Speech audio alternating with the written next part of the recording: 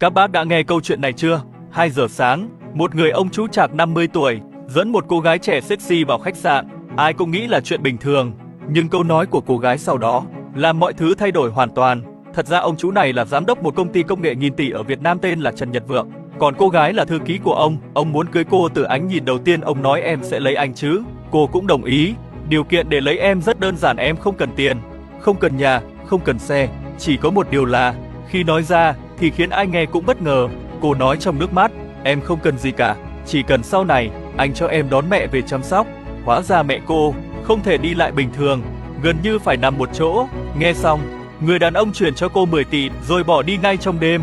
Ai cũng nghĩ ông chỉ đang chơi đùa, không muốn ràng buộc, nhưng không ai ngờ ông bay đi ngay trong đêm để tìm một phương pháp. Và sau đó, một điều bất ngờ đã xảy ra. Tình trạng của mẹ cô bắt đầu thay đổi, từ không đi được đến có thể vận động nhẹ. Nếu bạn hay bị đau xương khớp, đầu gối, lưng, vai, leo cầu thang thấy đau, ngồi lâu bị nhức, thì có thể bạn nên tìm hiểu thử. Mình để bên dưới, ai cần thì tự xem. Đừng đợi đau quá mới lo, cơ thể mình không chịu được lâu đâu. Cái cách mà ông ấy tìm được thật ra lại rất đơn giản. Mỗi ngày chỉ cần dùng một lần thôi, trước khi đi ngủ là đủ. Ban ngày không cần dùng, vì cơ thể cần thời gian hồi phục.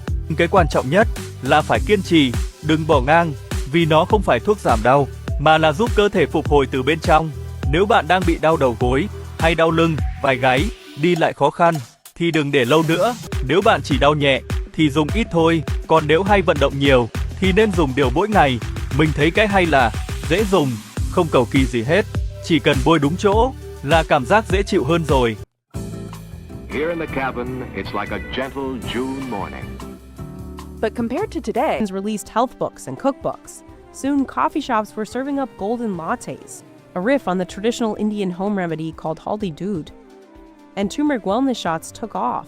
COVID created a mass market for these products. Previously, it was more of a niche market. During the pandemic, people began experimenting more cooking at home and were drawn to bright-colored turmeric dishes on social media.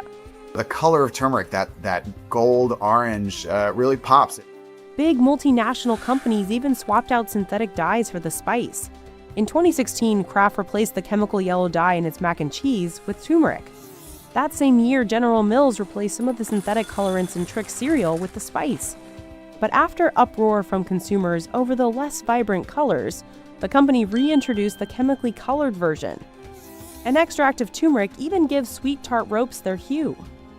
But despite all this rising demand, Indian turmeric farmers still aren't guaranteed a good price, because what they grow isn't high enough in valuable curcumin for US and European pharmaceutical markets.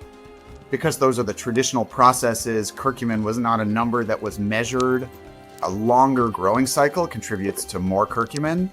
In India, they're not letting it sit in the soil for long periods of time, so that will just by nature mean it has lower curcumin content.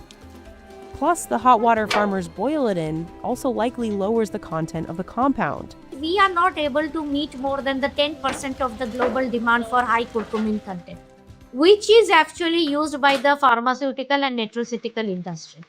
All of these challenges have left some farmers like Ashok earning just 50 cents a pound for their roots. That same turmeric might sell for $15 at a New York City Whole Foods.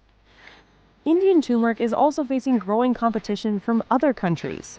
Countries that did not produce turmeric before are now coming up with production, like Fiji is now coming up with production. About a decade ago, Fiji grew just 4% of the turmeric the US imported. Now it makes up to 25%.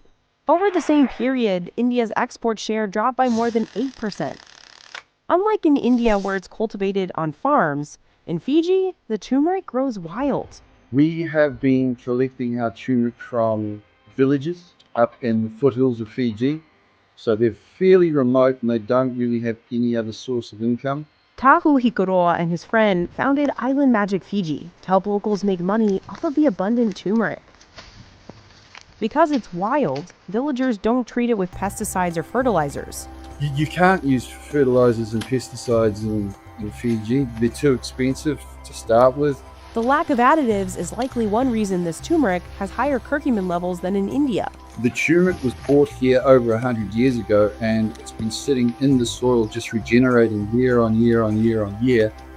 That has naturally just allowed those curcuminoids to